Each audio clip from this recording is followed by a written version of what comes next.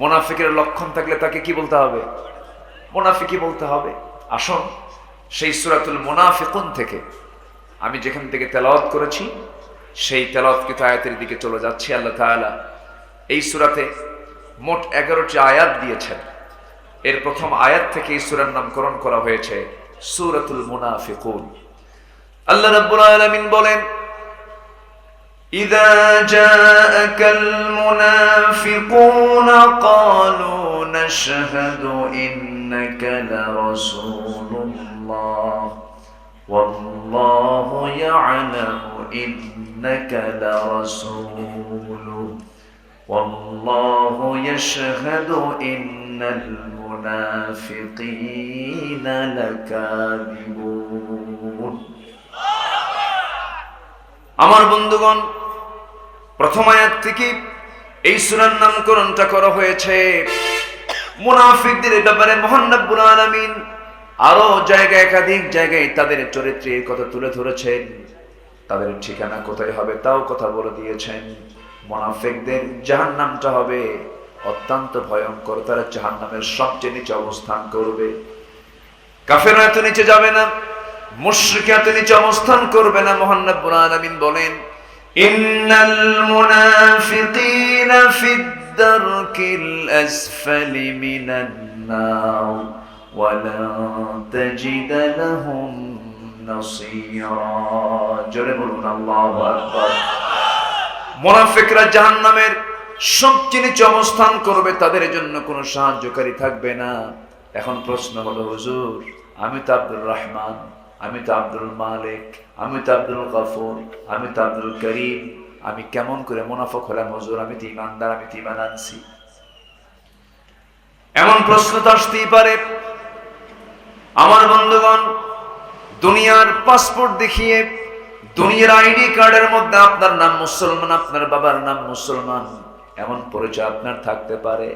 ধর্মের নাম আপনি ইসলাম দিতে পারেন, কিন্তু কিয়ামতের দিন এই আইডি কার্ড দিয়া, পাসপোর্ট দিয়া জান্নাত পাওয়া যাবে না। আসল পরিচয় নিতে হবে কার দরবার থেকে? আসতে বলবেন না, কার দরবার থেকে? আমার আল্লাহর মনে হয় দফতর নাই, আমার আল্লাহর মনে হয় অফিস নাই, আছে না নাই? ফেরেশতা আছে না নাই? ফেরেশতারা অটো রেকর্ড করছে। মানুষ হয়ে যদি মানুষের সকল কিছু যদি ক্যামেরা দিয়ে রেকর্ড করা যায়, আল্লাহর ক্যামেরা তো খুব দুর্বল।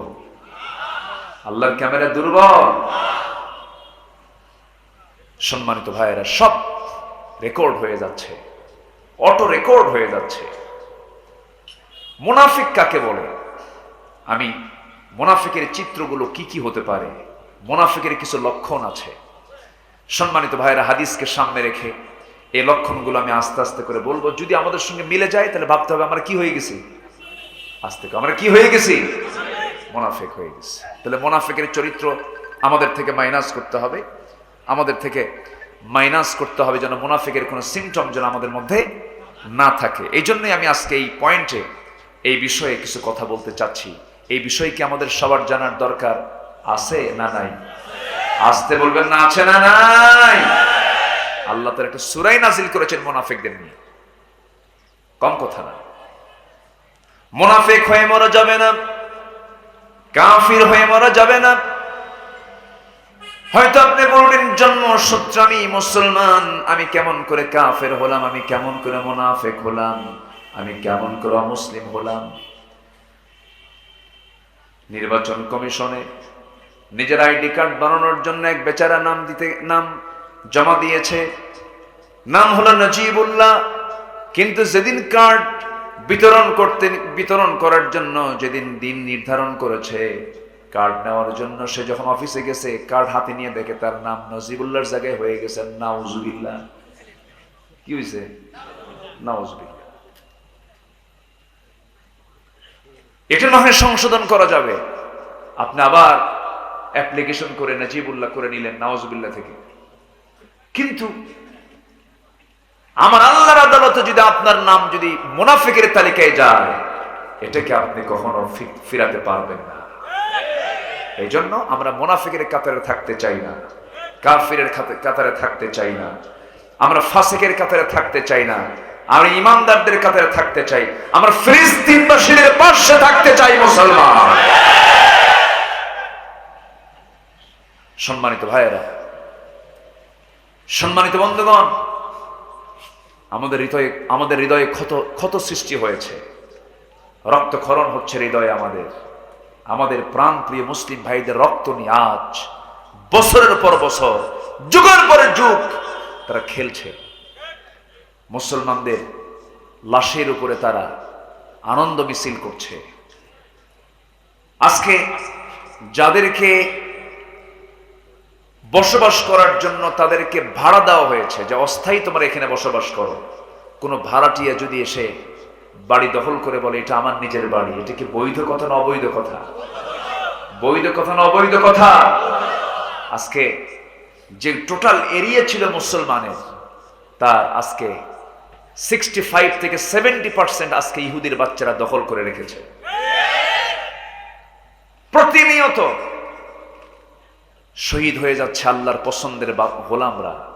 অনেক শিশু পর্যন্ত রেহাই পাচ্ছে না, দুনিয়া থেকে তাদেরকে বিদায় করে দিচ্ছে। তারা শিশুকে টার্গেট করছে, শিশুগুলোকে তারা দুনিয়া থেকে বিদায় করে দিচ্ছে। 50,000 প্রসূতি মা, পেটে বাচ্চা, খাদ্য নেই, পানীয় নেই, এমন একটি চরম মহা সংকটে আজ গাজা অধিবাসী ফিলিস্তিনের মুসলমানেরা। সম্মানিত ভাইয়েরা, একটা শিশুর অ্যাপ্লিকেশন আল্লাহকে লক্ষ্য করে, এটাকে আমাকে খুব ভাবিয়ে তুলেছে। একটা শিশু অ্যাপ্লিকেশন করেছে আল্লাহর আদালতে, আল্লাহ আমার বাপ নাই, আমার মা নাই, বোম্বিং করে আমার বাপ মাকে উড়িয়ে দেওয়া হয়েছে। ছোট্ট শিশু আকাশের দিকে তাকায় বলতেছে, ও আকাশের মালিক, ও বিস্তৃত জমিনের মালিক, আমি আমার মাকে হারিয়েছি, বাপকে হারিয়েছি। আজকে গোটা দুনিয়ার 180 কোটি মুসলমান, তারা আজকে আমাদের পাশে নাই। আল্লাহ, তোমার কাছে মামলা দিলাম, তুমি তাদের বিচার করো। বলেন তো, এই মামলায় কি আমাদের জামিনের কোনো সম্ভাবনা আছে? আসতে বলে, কেমনে জামিন পাবো আমরা? আমার বন্ধুগণ, যে মুসলমান অন্য মুসলমানের দুঃখে দুঃখিত হয় না, শোকে শোকাহত হয় না, যে মুসলমান অন্য মুসলমানের বিপদের সামনে দাঁড়ায় না, এটাও মুনাফিক। এটাও কি? মুনাফিক। আমার বন্ধুগণ, আল্লাহ তাআলা কাদেরকে ভালোবাসেন? ইন্নাল্লাহা ইউহিব্বুল্লাযীনা ইউকাতিলুনা ফী সাবিলিহি সাফফান কাআন্নাহুম বুনয়ানুম মারসুস।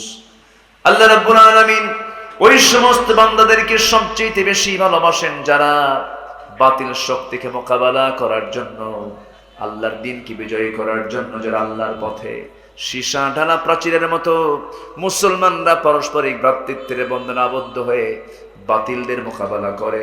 আল্লাহ রাব্বুল আলামিন সেই সমস্ত বান্দাদেরকে খুব বেশি ভালোবাসেন। জোরে বলি সুবহানাল্লাহ। গোটা পৃথিবীতে আজকে 180 কোটি মুসলমান, প্রতি 4 জনে 1 জন মুসলমান। গোটা পৃথিবীতে 56টি রাষ্ট্র আজকে মুসলিম। ধনীর তালিকায় 1 থেকে 10 পর্যন্ত গুনতে গেলে মুসলমানদের দেশগুলি বেশি হয়ে যায়। সম্পদ বেশি, মুসলমানের সংখ্যাও কোনো অংশ কম নয়। অথচ আজকে গোটা দুনিয়া জুড়ে মুসলমান মার খাচ্ছে। কম না বেশি? আসতে বলবেন না, কম না বেশি? কয়েক বছর আগে ইরাকে হামলা করে 7.5 লক্ষ মানুষকে মেরে ফেললো। শেষমেশ এসে বলল এই হামলা আমাদের জন্য ভুল ছিল, অথচ জীবন চলে গেল কতগুলো। আমার বন্ধুগণ, এরকম করে দেশে দেশে মুসলমানদের জীবন নিয়ে হুলি খেলা হচ্ছে। এই ক্রান্তি লগ্নে মুসলমানদের জন্য সবচেয়ে এখন বড় প্রয়োজন হলো সকল দ্বন্দ্ব, সকল ভেদাভেদ ভুলে গিয়ে সমস্ত মুসলমানকে একটা প্ল্যাটফর্মে চলে আসা। আমাদের পরিচয় হলো আমাদের রবকে। আসতে বলবেন না, আমাদের রবকে, আমাদের নেতাকে মুহাম্মদ সাল্লাল্লাহু।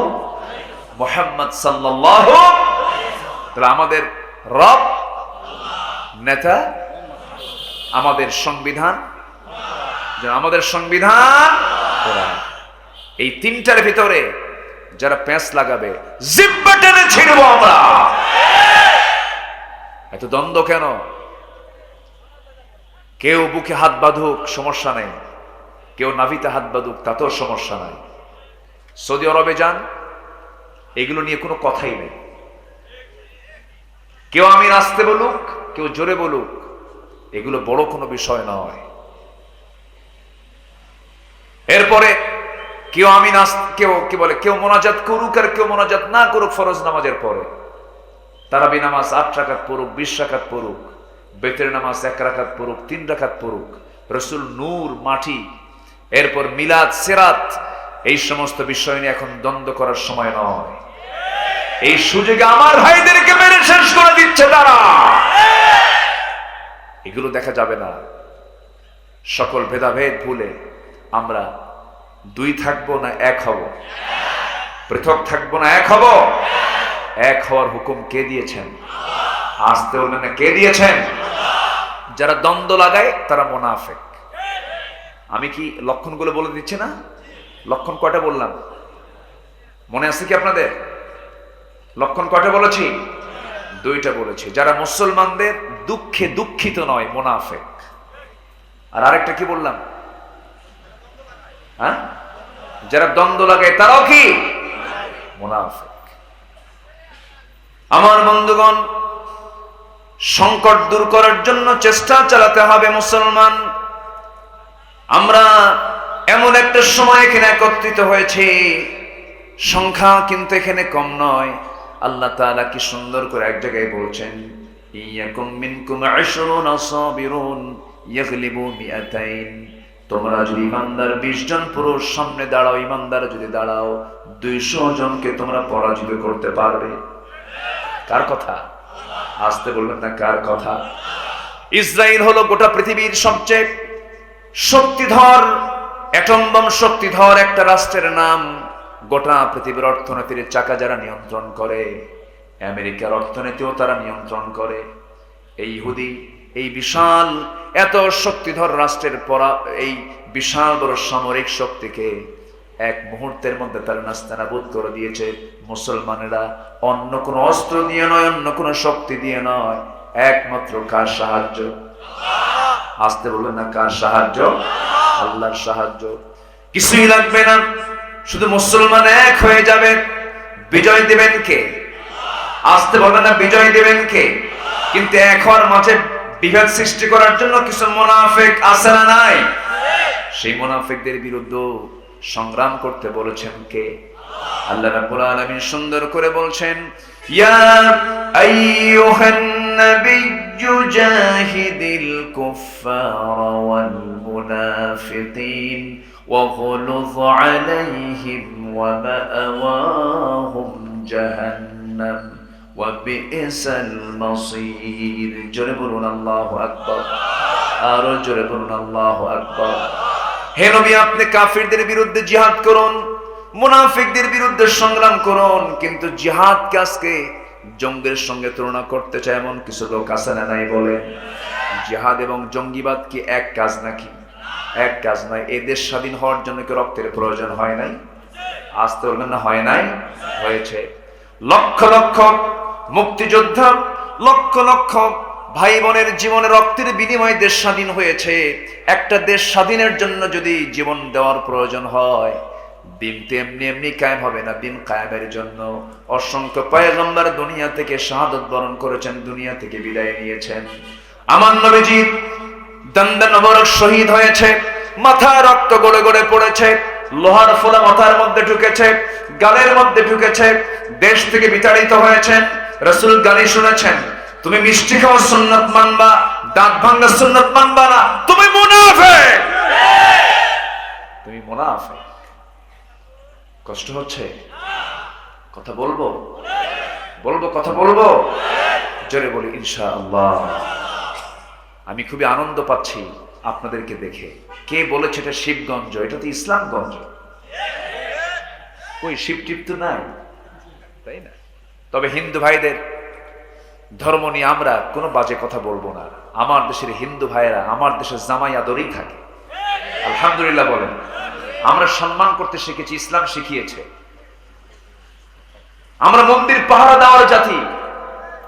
আমরা মন্দিরকে নিয়ে, তাদের মূর্তিকে নিয়ে কোনো কথা বলবো না, শিখিয়েছেন মুহাম্মদ সাল্লাল্লাহু। কিন্তু মুসলমানদের ইবাদতের জায়গা মসজিদ ভাঙ্গার ইতিহাস আছে না নাই? আসতে বলবেন না, আছে না নাই? আমরা মন্দির পাহারা দেই, আমরা মন্দির পাহারা দেই। ইসলাম এটাই শিখায়। কষ্ট পাচ্ছেন নাকি? আলোচনা চালিয়ে যাই, চালিয়ে যাই, জোরে বলি ইনশাআল্লাহ। মুনাফিকের সরাসরি হাদিসের রেফারেন্স অনুযায়ী মুনাফিকের তিনটা বড় আলামত আছে। এক নাম্বার হলো যখন কথা কয় মিথ্যা কথা কয়। আমার দেশে তো মিথ্যা কথা কওয়ার লোক নাই। হ্যাঁ, মিথ্যা কথা বলার লোক আছে? মিথ্যা কথা কয়? আচ্ছা, মিথ্যা কথা বলে না কে বলেন তো? এরকম আমি তো খুঁজেই পাই না। বলেন তো, আমার দেশে সত্যবাদী মানুষ বেশি না মিথ্যাবাদী মানুষ বেশি? আচ্ছা, আমার দেশে মানুষ বেশি না চোর বেশি? ও, চোর আর না, এখন ডাকাত। হ্যাঁ, সম্মানিত ভাইয়েরা, সম্মানিত বন্ধুগণ, রাসূলকে ভালোবাসি। কি তার দোয়া, কি তার দরুদ। রাসূলকে মহব্বত করি, রাসূলকে ভালোবাসি। সম্মানিত ভাইয়েরা, রাসূলকে যদি মহব্বতই করি, এখানে যারা বসে আছেন, এখানে কি অমুসলিম কেউ আছেন? আমার তো মনে হয় দুই একজন থাকলে থাকতে পারেন, হয়তোবা শোনার জন্য আসছেন। ম্যাক্সিমাম সবার নামের আগে মুহাম্মদ যোগ আছে না নাই? আছে না নাই? আছে। কিন্তু যদি বলি নবীর মহব্বতে, এখানে দাড়িওয়ালা লোক বেশি না দাড়ি ছাড়া লোক বেশি? বলেন বলেন, আপনারা বলেন। আপনি আবার কিছু মনে করেন না, আমি কিন্তু আপনাকে মিন করে বলছি না, জাস্ট একটা ওয়াজের রেফারেন্সে তো আসেই কথা। রাগ করতেছেন নাকি? আচ্ছা, তাহলে রাসূলকে মহব্বত করলাম, আমার মুখে দাড়ি নাই, অথচ বিশ্বকাপ খেলা গত শীতের মৌসুমে খেলা হয়ে গেল। রাত 3টার দিকে খেলা শুরু হবে, 2টার দিকে উঠে প্রস্তুত, উযু কইরা তাহাজ্জুদ পড়ে কয় আল্লাহ আমার দল যেন জিতে। আমি কি ভুল বলতেছি? আবার আমাদেরকে ফোন দিয়ে বলে হুজুর একটু দোয়াটাও কইরেন। এই হচ্ছে অবস্থা।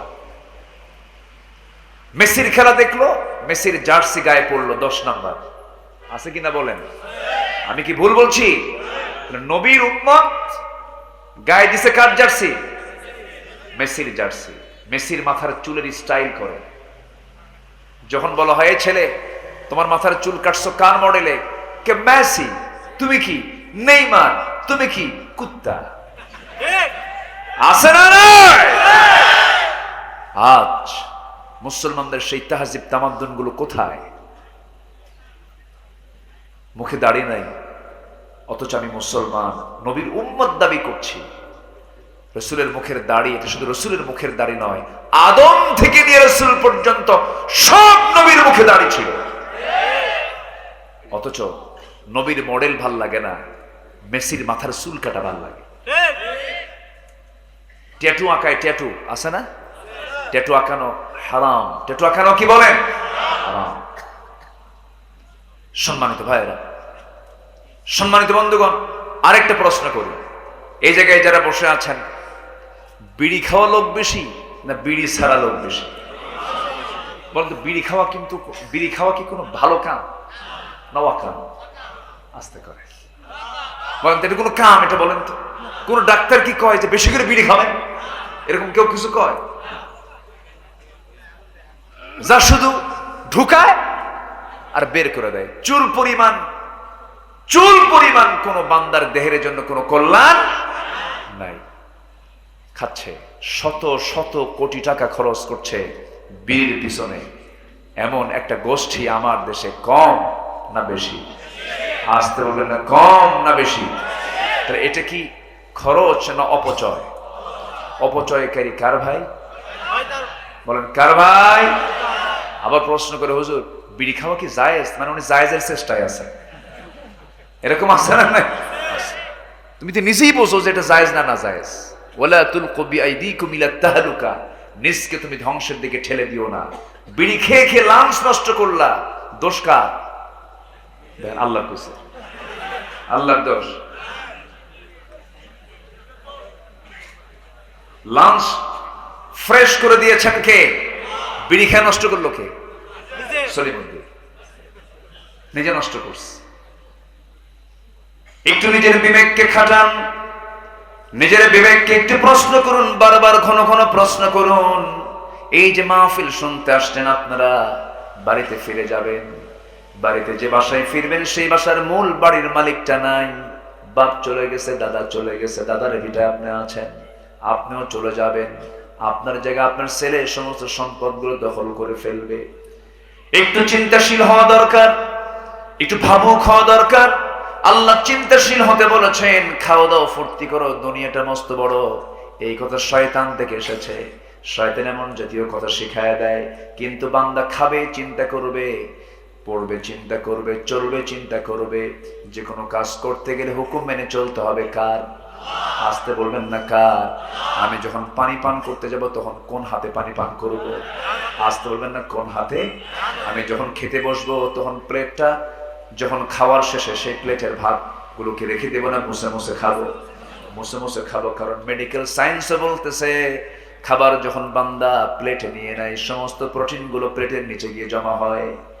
যখন কোনো বান্দা খাবার গ্রহণ করে, যখন শেষ অংশটুকু মুছে নেয় সমস্ত বরকতগুলো সে পেয়ে যায়। নবীর যত সুন্নাতগুলো সমস্ত সুন্নতের সঙ্গে বিজ্ঞানের সম্পর্ক আছে। রাসূল জীবনে কোনোদিন দাড়িতে খুর লাগান নাই কেন? আজকের মেডিকেল সায়েন্স বলছে ঘন ঘন যদি কেউ শেভ করে তার চোখের জ্যোতি নষ্ট হয়ে যাবে, তার দাঁতটা নষ্ট হয়ে যাবে, এমনকি স্কিন ক্যান্সার পর্যন্ত হতে পারে। নবীর সুন্নতের সাথে বিজ্ঞানের সম্পর্ক আছে না নাই? আসতে বলবেন না আছে না নাই? আছে। আমার ভাইয়েরা, আমার বন্ধুগণ, এই যে বাড়ি মাহফিল শেষ করে বাড়ি ফিরে যাব, 10টা মিনিট বিছানায় পিঠটা রাখলাম, নিজেকে প্রশ্ন করলাম, ও বান্দা, আমি আল্লাহ তোমার গোলাম। আপনি নিজেকে প্রশ্ন করবেন, আব্দুল করিম, সকালে ঘুম থেকে ওঠার পর থেকে নিয়ে এই রাত পর্যন্ত তুমি কাকে কষ্ট দিয়ে কথা বলেছ? কোন জায়গায় তুমি খারাপ কাজটা করেছো? কোন মেয়ের দিকে তাকাইছো? কোন আকাম কুকাম গুলো করছো? কোন বান্দার হক গুলো নষ্ট করেছো? যে ব্যক্তি নিজের বিবেককে প্রশ্ন করে বিবেকটা খাটায়া নিজেকে সংশোধন করে নেয়, আল্লাহ বলছেন قد أفلح من تزكى وذكر اسم ربه فصلى। আল্লাহকে বলছেন আগে তাসকিয়া করো, নফসের শুদ্ধতা করো, এরপরে জিকির করে এরপরে নামাজে দাঁড়াও। আমার দেশে বহু নামাজি আছে সুদের অঙ্ক কষে নামাজ পড়তে যায়। আসতে বলবেন না আছে না নাই?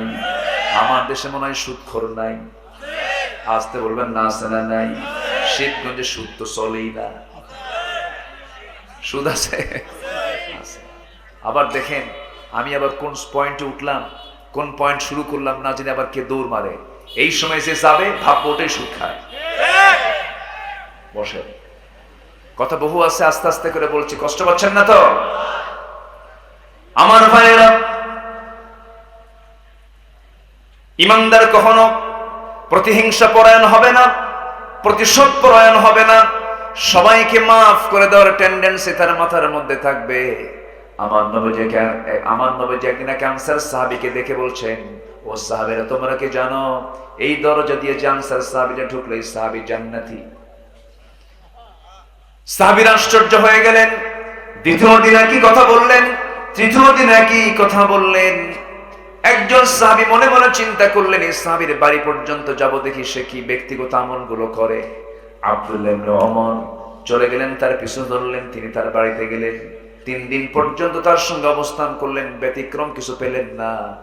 সঙ্গে সঙ্গে ডাক দিয়ে বলছেন, ভাই আনসার সাহাবী, রাসূল তোমাকে 3টা দিন তোমাকে জান্নাতি বলে ঘোষণা করলেন, তুমি কি এমন আমল করো আমাকে শোনাও তো দেখি। সঙ্গে সঙ্গে সেই সাহাবী বলছেন, আনসার সাহাবী বলছেন, ভাই আব্দুল্লাহ, আমার ব্যক্তিগত আমল বলতে একটা আমল আমি নিজে নিয়মিত করি, সেটা হলো প্রত্যেক রাত্রিতে আমি যখন বিছানায় আমার পিঠটা লাগাই, চোখটা বন্ধ করে মনে মনে চিন্তা করে আজকে সারাদিন কত কাজ করেছি, আমি কি কারোর প্রতি হিংসা করেছি নাকি হিংসা করব না, আমার সাথে যদি কেউ খারাপ আচরণ করে আমি তাকে মাফ করে দেই। প্রত্যেক রাতে সবার আগে সমস্ত হিসাবগুলো ক্লিয়ার করে আমি সবাইকে দিল থেকে মাফ করে দেই, হিংসা দূর করে দেই। সঙ্গে সঙ্গে সাহাবী বলছেন, ও আল্লাহর গোলাম, এই জন্য রাসূল তোমাকে বলেছেন জান্নাতি। জোরে বলুন সুবহানাল্লাহ। আমরা প্রতিশোধ নেব না ক্ষমা করব? আমি ক্ষমা করলে আমাকে ক্ষমা করবেন কে? আসতে বলবেন, আমাকে ক্ষমা করবেন কে? আল্লাহ তাআলা। আমার ভাইয়েরা, সেই সূরা মুনাফিকুন থেকে আসন্ন তেলাওয়াতকৃত আয়াতের দিকে আস্তে আস্তে চলে যায়। ইমানদারকে ডাক দিয়ে আল্লাহ তাআলা দুটা কাজের কথা এখানে মূলত বলেছেন। কয়টা কাজ বলেন? দুইটা কাজ আমরা শিখে যাব। জোরে বলি ইনশাআল্লাহ। মুনাফিকের লক্ষণ কয়টা বলছি? বলেন কয়টা বলছি? তিনটা বলেছি, একটু মাথায় রাখবেন। আরো কিছু লক্ষণ আছে, 11টা লক্ষণ টোটাল। আমি আস্তে আস্তে করে বলবো। তবে ডিরেক্ট একটা লক্ষণ হলো, যখন সে মিথ্যা কথা বলবে ভাবতে হবে সে মুনাফিক হয়ে যাচ্ছে, মুনাফিকের লক্ষণের মধ্যে পড়ে গেছে। আমার ভাইয়েরা, এই পৃথিবীতে একজন মানুষ জীবনে কখনো একটা মিথ্যা কথা বলেন নাই, তিনি মুহাম্মদ সাল্লাল্লাহু আলাইহি ওয়াসাল্লাম। তাহলে মিথ্যা কথা না বলে কি দেশ চালানো যায় না? আস্তে দেশ চালানো যায় না? সমাজ চালানো যায় না? নেতৃত্ব দেওয়া যায় না? যায়। তার বড় প্রমাণ হচ্ছেন মুহাম্মদ সাল্লাল্লাহু আলাইহি ওয়াসাল্লাম। আমার ভাইয়েরা, একটু কান লাগাবেন, মনোযোগ দিয়ে শোনার চেষ্টা করবেন। এই দুনিয়া ছেড়ে আমিও যাব, আপনিও যাবেন, কিন্তু লস করে যাওয়া যাবে না। দুনিয়ার লসটা পুষে নেওয়া যাবে, আখিরাতের লসটা হলে আমও যাবে, সালাও যাবে, সব চলে যাবে। এই জন্য আমার আপনার দায়িত্ব হলো আখিরাত কখনো নষ্ট করা যাবে না। আল্লাহ এই জন্য বান্দাকে সতর্ক করে বলছেন, ইয়া আইয়ুহাল্লাযীনা আমানু লা তুলহিকুম আমওয়ালুকুম ওয়ালা আওলাদুকুম আন যিকরিল্লাহ ওয়া মান ইয়াফআল যালিকা ফাহুল খাসিরুন। জোরে বলুন আল্লাহু আকবার। আমি কি আলোচনা চালিয়ে যাব? দু একজন করে একটু ওঠার চিন্তা করতেছেন মনে হয় নাকি? মেহেরবানি করে আমাকে যেন আর না বলতে হয়। শেষ কাজ হবে দোয়া করা। শেষ কাজ কি হবে? দোয়া করা। কেউ যাবেন না। কোন ছাত্র যদি 40 মিনিট ক্লাসের টাইম, যদি 35 মিনিটে যদি স্যারকে না বলে ক্লাস থেকে বের হয়ে যায়, বলেন তো ওই ছাত্রকে কেউ কি বলেন তো মানে ভালো ছাত্র বলবে? বলেন তো ভালো ছাত্র কিন্তু বলবে না। এখানে যারা বসে আছি আমরা সবাই কিসের ছাত্র বলেন? তাহলে পৃথিবীতে সবচেয়ে শ্রেষ্ঠ ছাত্র কিসের ছাত্র? কোরআনের ছাত্র। কোরআনের ছাত্রকে আদব দেখাবে না বেয়াদবি দেখাবে? যদি আমার তেমন কোনো ইলম কালাম নেই, আমাকে পড়াতে পারবেন এমন কিছু ওস্তাদ এখানে আছেন, এমন আলেম ওলামা এখানে আছেন, কিন্তু আমাকে যেহেতু এখানে বসানো হয়েছে, শিক্ষকের চেয়ারে যেহেতু বসানো হয়েছে, অবশ্যই এখানে কিছু শৃঙ্খলা রক্ষার দায়িত্ব একজনের না সবার? একজনের না সবার? সবার। আপনার দায়িত্ব হচ্ছে শেষ পর্যন্ত এই মাহফিলকে সফল করার জন্য আপনার থেকে যাওয়া। জোরে বলি ইনশাআল্লাহ। আমি আর উত্তম ভাষায় আর বলার আমি ভাষা পাচ্ছি না। একটু কান লাগান তো। আল্লাহ তাআলা উল্লিখিত আয়াতে ইমানদারকে ডাক দিচ্ছেন। কাকে ডাক দিচ্ছেন বলেন তো? ইমানদারকে। ইমানদারকে ডাক দিয়ে বলছেন, ইমানদাররা শোনো, লা তুলহিকুম, নিজেকে তুমি ধ্বংসের দিকে ঠেলে দিও না, আমওয়ালুকুম ওয়ালা আওলাদুকুম আন যিকরিল্লাহ, তোমার মালামাল, তোমার সম্পদ, তোমার সন্তান সন্ততি যেন তোমাকে আল্লাহর জিকির থেকে যেন তোমাকে গাফেল না রাখে, দূরে না রাখে, ধ্বংসের দিকে যেন তোমাকে না নিয়ে যায়। ইমানদাররা শোনো, এই কথাটা অত্যন্ত গুরুত্বপূর্ণ। সহকারে মনোযোগ সহকারে শোনো ইমানদারেরা। আমার বন্ধুগণ, এই যে কোটি কোটি টাকা বান্দার সম্পদগুলো মেরে লুটপাট করতেছে, এ পর্যন্ত 21 লক্ষ কোটি টাকা, একটা জাতীয় পত্রিকার জরিপে দেখেছি 21 লক্ষ কোটি টাকা দেশ থেকে পাচার করছে কোন পীর সাহেবরা। এই যে আপনি আপনার সন্তানের জন্য, আপনার স্ত্রীর জন্য, আপনার পরিবারের জন্য কোটি কোটি টাকা বান্দার হকগুলো নষ্ট করে মেরে খেয়া দেশ থেকে পাচার করছেন। আল্লাহ বলছেন, বান্দারে, সন্তান সন্ততির জন্য তোমার সম্পদ, তোমার সন্তান সন্ততির জন্য তোমার আল্লাহর জিকির থেকে তোমাকে গাফেল না রাখে, অর্থাৎ তোমার সম্পদ, তোমার সন্তান, এগুলো আমি তোমাকে নিয়ামত স্বরূপ দিয়েছি, কিন্তু এটাকে কখনো হারাম পন্থায় কোনো কিছু করা যাবে? আসতে বলবেন না যাবে? কোরআনে কোথাও বলা নাই তুমি গরিব হয়ে যাও। কোরআনে কোনো কথাও বলা নাই যে ধনীর কোনো দাম নাই, ধনী হওয়া যাবে না। তাই যদি হতো, এই দুনিয়াতে 10 জন সাহাবী জান্নাতের সংবাদ পেয়েছেন। কয়জন বলেন? 10 জন সাহাবীর মধ্যে কয়েকজন সাহাবী খুব ধনী মানুষ ছিলেন। আবু বকর গরিব না ধনী? আসতে বলুন না, গরিব না ধনী? ধনী মানুষ ছিলেন। ওসমান জিন্নুরাইন আমার নবীর 2 মেয়ের জামাই, গরিব না ধনী?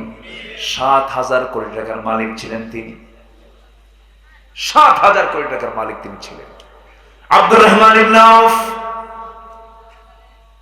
মিলিয়নার ছিলেন, মিলিয়ন মিলিয়ন টাকার মালিক তিনি ছিলেন, সম্পদের মালিক তিনি ছিলেন।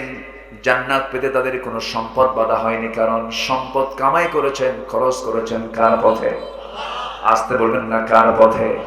ওসমান রাদিয়াল্লাহু একদিন তার শ্বশুরের কাছে অর্থাৎ আমার নবীর কাছে এসে বলছেন, ওসমান জিন্নুরাইন বলছেন, ইয়া রাসূলুল্লাহি, আপনি আমার জন্য একটু দোয়া করুন। কি দোয়া বলো তো ওসমান? হুজুর আপনি আমার জন্য দোয়া করেন, আমার জন্য সম্পদ কমে। আমি আমার জীবনে আমি এরকম কোনো লোক পাইনি। দোয়া তো বহু চায়, কিন্তু এরকম তো লোক পাইনি যে হুজুর আপনি আমার জন্য একটু দোয়া করেন, সম্পদ জন্য আমার কম হয়। এরকম কেউ দোয়া করে? কত আসতে কয়, এরকম দোয়া কেউ চায়?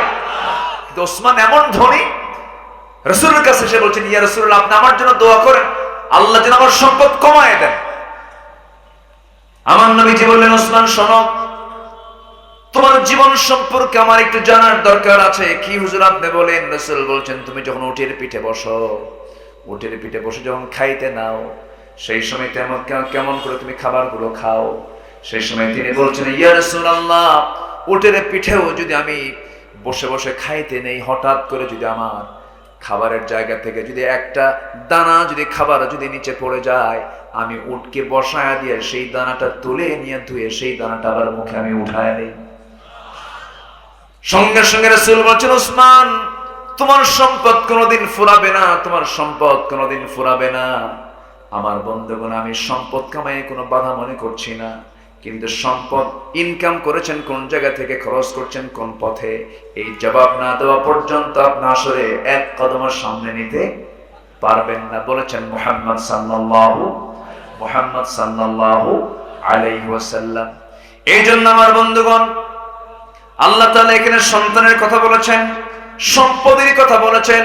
সম্পদ এবং সন্তান যেন তোমার আল্লাহর জিকিরের কোন অন্তরায় না হয়ে যায়, হারাম কোন পন্থার দিকে যেন তোমাকে না নিয়ে যায়। এখানে জিকির মানে অনেকে হয়তো বুঝতে পারি আল্লাহ আল্লাহ জিকির করলে জিকির হয়ে যায় না। জিকির এমন একটা পরিভাষার নাম, জন্ম থেকে মৃত্যু পর্যন্ত সব জায়গায় জিকির আছে না নাই? আসতে বলবেন না, আছে না নাই? আপনি মুদিখানার দোকানদার, সেখানেও জিকির আছে না নাই? আপনি মুদিখানার দোকানদার, 2 কেজি চাউল ক্রেতা আপনার কাছে কিনতে এসেছে, 2 কেজি চাল আপনি যখন মাপতে গেছেন, আপনি এখানে একটু গ্রামার খাটাইছেন, 50 গ্রাম করে কম দিলেন, মোটে 100 গ্রাম কম হলো 2 কেজিতে। 2 কেজিতে আপনার 100 গ্রাম কম দিয়া অথবা 50 গ্রাম কম দিয়া চালাকের আশ্রয় গ্রহণ করে আপনি দিয়ে দিলেন। এই জায়গায় আপনি বান্দার হক নষ্ট করে ফেলেছেন এবং জিকির করেন নাই। কার জিকির হয় নাই? আল্লাহর জিকির করলে কি সে বান্দাকে ওজনে কম দিতে পারতো নাকি? আসতে বলবেন না, পারতো নাকি? পারতো না। আমার বন্ধুগণ, ওজন ঠিক রাখা জিকির, বান্দার হক আদায় করা এটা জিকির। আমার বন্ধুগণ, আজকে মানুষকে ঠকায়, মানুষ থেকে দূরেই থাকলে এমনকি নিজের ভাই নিজের বোনের সম্পদ দিতে নিয়ে ঠকায়। আসতে বলবেন না, আছে না নাই? আপন নিজের মার পেট, যে পেট থেকে সে জন্ম নিয়েছে, সেই পেট থেকে তার বোন জন্ম নিয়েছে, নিজের আপন বোনকে সম্পত্তি বুঝাইয়া দিতে খালি তাল বাহানা করে। এটা তো মনে হয় শিবগঞ্জে নাই? আছে, এটা আছে। 10 বছর আগে বাপ মারা গেছে, 10 বছর পার হয়ে গেল, বুঝাইয়া দেয় না। বোনের অংশে ধান লাগায় খায়, হালাল না হারাম? আসতে বলবেন না, হালাল না হারাম? বোনকে সম্পদ বুঝাইয়া দেয়। বোন মুখ ফুটিয়ে একসময় বলে ফেলে, ভাই 10 বছর হয়ে গেল, সম্পদ কি বুঝাই দিবে না? ভাইয়ের চেহারার দিকে তাকালে মনে হয় শয়তান তাকায় আছে। এরকম আছে না নাই বলেন? মুখে হাসিও নাই, মানে মেজাজ রুক্ষ মেজাজ, যেন চায় যেন বোন কত বড় ভুল করে ফেলছে। আমার এই আওয়াজ শুনে আমার মায়েরা একটু খুশি হচ্ছেন, হুজুর ভালো করে কোন ভাই কিছু বসে আছে। সম্মানিত ভাইয়েরা, সম্মানিত বন্ধুগণ, বোনকে বোনের অংশ বুঝিয়ে দেন। নচেত আপনি কারোর সম্পত্তি আপনি জবরদখল করে রেখেছেন, যদি 1 বিঘত পরিমাণ হয়, যদি কেউ কারোর সম্পত্তি 1 বিঘত পরিমাণও যদি জবরদখল করে, 7 আসমান জমিন তার ঘাড়ের উপরে আল্লাহ তাআলা চাপায় দিবেন কিয়ামতের দিন। যেরকম নাউজুবিল্লাহ। বোন অংশ নিতে আসে, বোনকে অংশ দেবে না, এই জন্য বহু তাল বাহানা করে। এশিয়ার মিষ্টি আনে, আকবরিয়ার দই আনে, বাজার টাজার করে পামপট্টি দিয়ে খাওয়াইয়া দিয়া পার্শ্বে বসায় বলে, বোন তুমি আমার বড় বোন, বোন একটা কথা বলি, বলো। কি বলবো বলো? তো বোন, অংশ নিলে কিন্তু ধ্বংস হয়। দেখছেন কি বড় ফতোয়া দিল, মানে শয়তান ওর কাছে ওহী নাজিল করছে। কে নাজিল করছে? শয়তান। এগুলো দুষ্ট আছে কিনা বলেন? এগুলো দুষ্ট আছে কিনা বলেন? আচ্ছা, এখানেও জিকির আছে না নাই? আচ্ছা, আপনার একজনের কাছ থেকে বেশি নিয়া ওই সন্তানকে আপনি দিয়ে যাচ্ছেন, পরিবারকে দিয়ে যাচ্ছেন। এই সমস্ত অন্যায় কাজ করার জন্য আপনার সন্তানের কিছুই হবে না। সন্তানকে আপনি দিয়ে গেলেন, হারাম কামাই করে আপনার বড় বিপদ হয়ে গেল, আপনি যাবেন জাহান্নামে, সম্পদ ভোগ করবে আপনার সন্তান। লাভ কি? লাভ আছে? কোনো লাভ নাই। নিজের জীবনকে নষ্ট করা যাবে না, নিজের জীবনকে ধ্বংস করা যাবে না আমার বন্ধুগণ। এই জন্য আল্লাহ রাব্বুল আলামিন সুন্দর করে বলছেন, তোমরা জিকির করো, ইয়া আইয়ুহাল্লাযীনা আমানু লা তুলহিকুম আমওয়ালুকুম ওয়ালা আওলাদুকুম আন যিকরিল্লাহ ওয়া মান ইয়াফআল যালিকা ফাউলাইকা হুমুল খাসিরুন।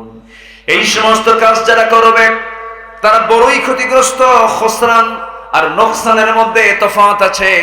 নোকসান মানে হলো ব্যবসায় নেমেছি, পুঁজি নিয়ে নেমেছি, ব্যবসায় লাভ হয় নাই, কিন্তু পুঁজিটা আমি ফেরত নিয়ে আসতে পেরেছি, এটা হলো নোকসান। যে লসের পুঁজি আছে কিন্তু লাভ নাই, এটাকে বলে নোকসান। আর খুসরানটা হলো, খাসিরুনটা হলো, খুসরানটা হলো ব্যবসা করতে গিয়ে লাভ তো দূরের কথা, পুঁজি সুদ্ধা নাই। যেমন মাঝে মাঝে আলুর ব্যবসায় হয়, আলু নিতেই যায় না স্টোরেজে, আছে না নাই? আছে, লাভও নাই পুঁজিও নাই।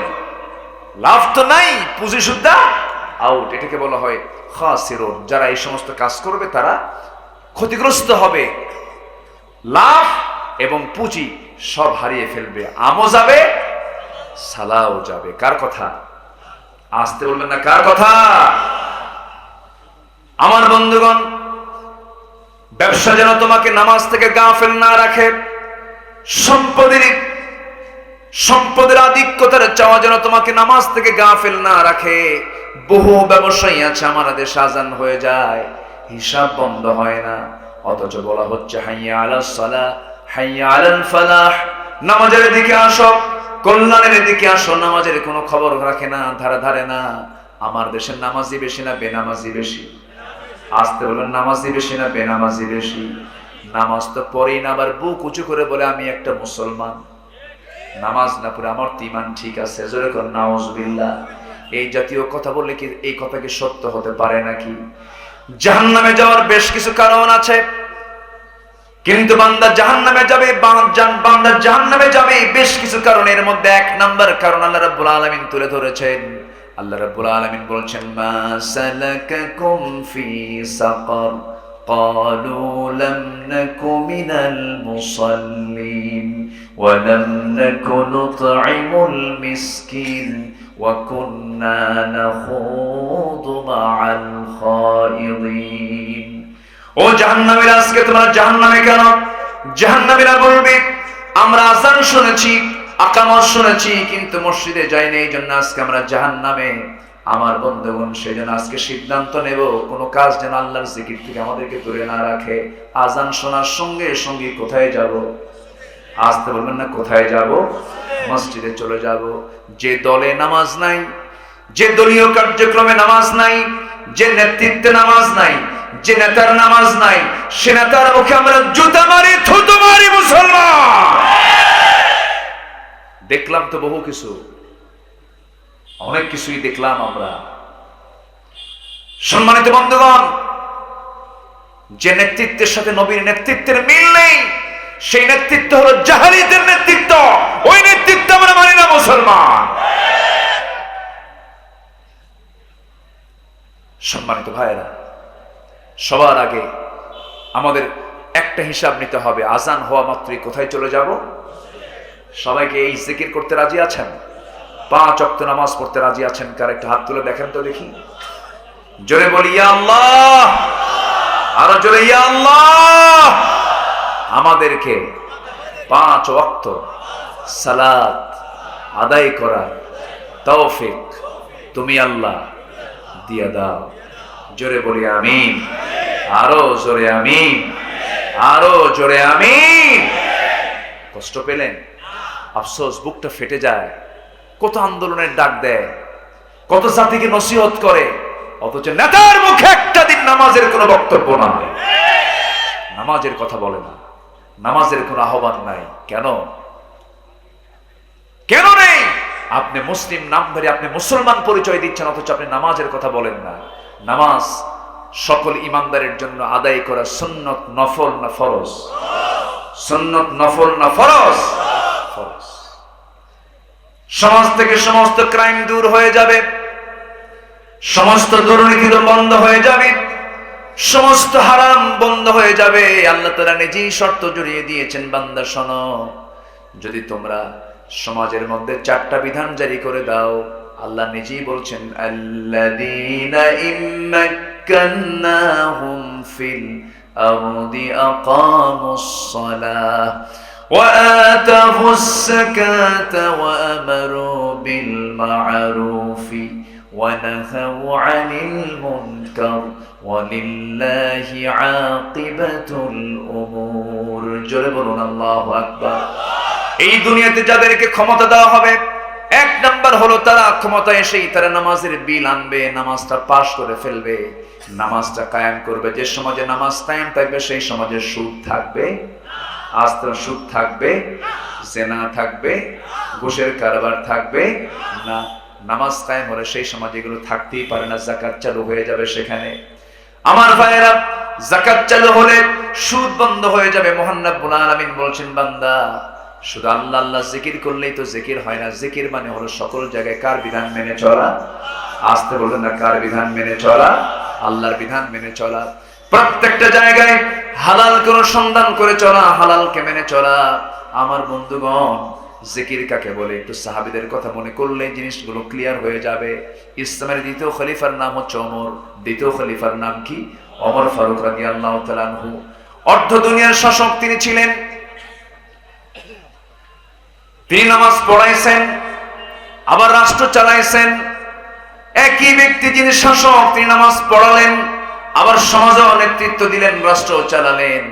ওমর ফারুক রাদিয়াল্লাহু তাআলা আনহু কেমন জিকির করেছেন দেখেন, তার জিকিরটা কেমন ছিল। জিকির মানে শুধু আল্লাহ আল্লাহ বললে জিকিরের হক আদায় হয় না।